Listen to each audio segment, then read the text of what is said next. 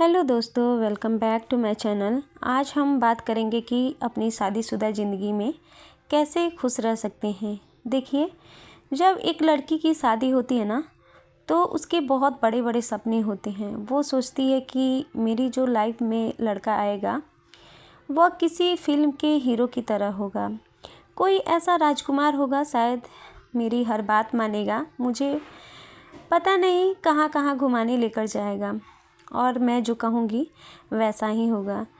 शुरू में शायद ये सब बातें अच्छी लगती है, लेकिन कुछ टाइम बाद जब लाइफ प्रैक्टिकल होती है ना और हस्बैंड वाइफ के आगे जिम्मेदारियां आ जाती हैं, तो वो धीरे धीरे सब कुछ होना बंद हो जाता है।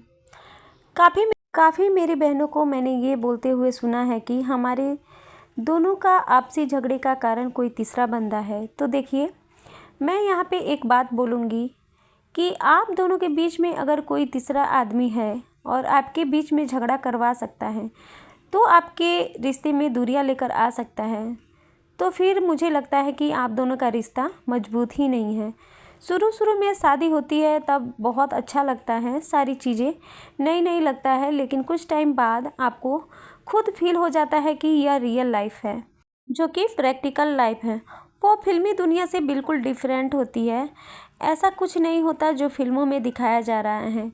हम जिस घर में जाते हैं, हमारा हो सकता है कि कोई और माहौल हो, और लड़का जिस घर में रहता है शायद उसका अलग माहौल हो, आपसे बिल्कुल डिफरेंट हो। और यही होता है अक्सर। देखिएगा, लड़की ज़िंदगी में शादी के बाद बिल्कुल बदल जाती है, यह सच है। लेकिन अगर हम ठंडे दिमाग से सोचें तो लड़की की लाइफ भी चेंज होती है और लड़का का भी लाइफ चेंज होता है। जब लड़का सुबह घर से जाता है तो बिल्कुल रात को आता है।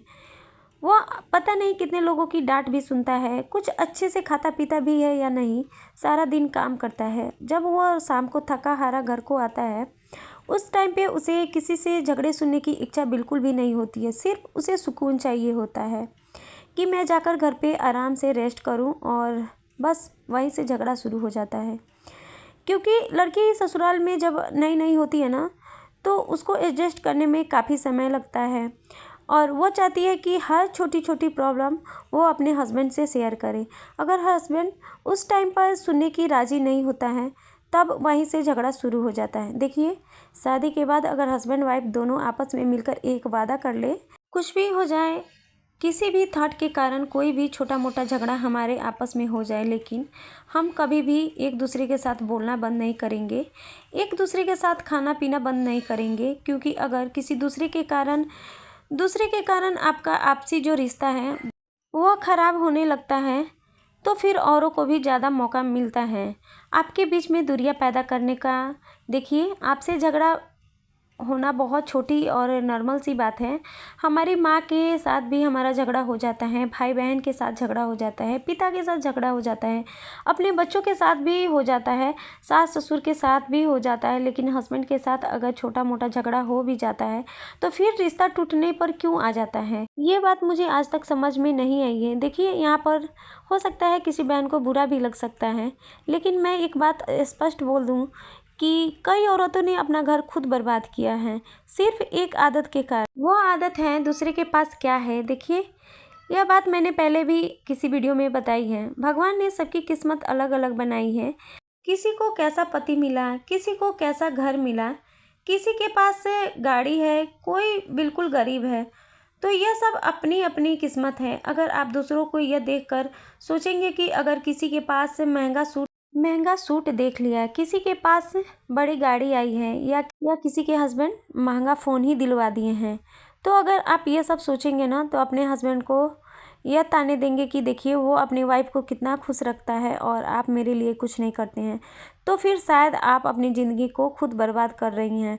मेरे ख्याल से वो आदमी बहुत इज्जत के लायक है, जो अपनी फैमिली के लिए कमाता है, जो आपकी केयर करता है और अपने बच्चों को अच्छे स्कूल भेजता है, उनकी शिक्षा पर ध्यान दे रहा है, अपने बच्चों को और अपने परिवार को अच्छे से रख रहा है। आप ये सोचें कि जो आपने शायद देखा होगा कि यूट्यूब और इंस्टा पे हस्बैंड वाइफ की ये सारी चीज़ें तो मैं बता दूं कि ये सारी चीज़ें जो है वो रील में ही दिखाया जाता है। शायद उनका कंटेंट होता है और वो अपना कंटेंट बनाने के लिए ये सब कुछ करते हैं। ये सब रियल लाइफ में बिल्कुल भी नहीं होता। आपने बहुत लोगों को देखा होगा कि बहुत सारे हस्बैंड होते हैं जो कि फूल लेकर आते हैं और अपनी वाइफ को देते हैं और बड़ी बड़ी गिफ्ट ला कर देते हैं। तो ये सारी चीज़ें कंटेंट होती है और तो ये सब रील और कंटेंट बनाने के लिए ही करते हैं। तो रियल लाइफ में और प्रैक्टिकल लाइफ में बहुत अंतर है।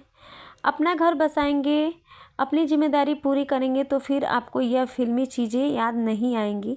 काफ़ी मैंने हस्बैंड वाइफ को देखा है कि एक दूसरे के ऊपर सिर्फ ताने मारने में लगे रहते हैं। सारा दिन हस्बैंड बोलेगा तुझे ये आता ही नहीं, वाइफ बोलेगी आपको आता ही नहीं। देखिए, मुझे लगता है कि इसमें जो आपका आपसी झगड़ा है ना, जो आप आपस में बोलते रहते हैं, ये चीज़ें भी आपकी रिश्ते को ख़राब कर सकती है। तो देखिए, आपस में इतना एक दूसरे से यह ज़रूर वादा कीजिए कि हम कितना भी झगड़ा कर लें, कुछ भी हो जाए, लेकिन हम एक दूसरे से बोलने का तमीज़ बिल्कुल भी नहीं भूलेंगे। काफ़ी लोगों को मैंने देखा है बहुत गलत गलत बोलते हैं, गलत गलत बात बोलते हैं और अगले दिन सॉरी वगैरह बोलकर झगड़ा ख़त्म कर लेते हैं। लेकिन उस टाइम पे जो आपने वो चीज़ें बोली और आपके बच्चे भी सुन रहे हैं, तो शायद वो सारी चीज़ें अच्छे से सुनकर बच्चों को भी बहुत ज़्यादा अफेक्ट होती हैं। यहाँ पे मैं सबको बोलना चाहूँगी, एक आदमी और एक औरत दोनों को ही इतना बोलने का हक किसी को नहीं होता, फालतू बोलने का। लेकिन फिर भी मैं बहनों को ही स्पेशल बोलूँगी, अगर आपके बच्चे हैं और आपके हस्बैंड की आदत है बार बार आपको ताने देने की, या फिर कोई दूसरा आदमी होता है वहाँ पर आपको कुछ ज़्यादा ही फालतू बोलने की, तो प्लीज़ आप चुप हो जाएं। बच्चे सब कुछ देख रहे होते हैं, नोट कर रहे होते हैं।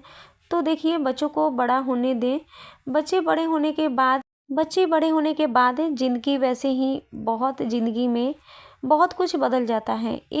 एक लास्ट में सबसे जो मेन बात है वो मैं आपको बता दूं, जब हस्बैंड वाइफ का झगड़ा होता है ना, तो हमारी एक आदत खास करके हम औरतों की, कि हस्बैंड की माँ और आपको बीच में लेकर आते हैं। देखिए, अगर आपको ये बात ठीक ना लगे, वरना मेरी बात को वापस कर देना। मुझे लगता है कि अगर आप किसी से झगड़ा है, अगर आपका हस्बैंड से झगड़ा है तो प्लीज़ आप वहीं तक रहने दीजिए। बीच में माँ भाई बहन इन सबको बिल्कुल भी ना घसीटे। और और ज़रूरी नहीं कि आपकी ही आदत हो सकती है, आपके हस्बैंड की भी आदत हो सकती है। उनको बोलने दीजिए, लेकिन आप अपना जो संस्कार है उनको मत भूलिए। कभी भी ऐसा मत कीजिए, क्योंकि ये सारी चीज़ें जो होती है ना, वो आपके रिश्ते को ख़राब कर रही होती हैं। अगर आप कभी नहीं बोलेंगी और आप कोई रिस्पॉन्स ही नहीं देंगी, तो उनको एक दिन एहसास होगा और ख़ुद अपनी ये गंदी आदतें छोड़ेंगे। आज की वीडियो में सिर्फ इतना ही। मैं एक बात छोटी सी क्लियर कर दूं कि मैं कोई मोटिवेशनल स्पीकर नहीं हूं, मैं एक नॉर्मल हाउसवाइफ हूं। हो सकता है मेरी कोई बात आपको अच्छी ना लगे, बोलने का तरीका भी पसंद ना आए, तो प्लीज़ उसके लिए सॉरी। चलिए मिलते हैं किसी अगले ब्लॉग में।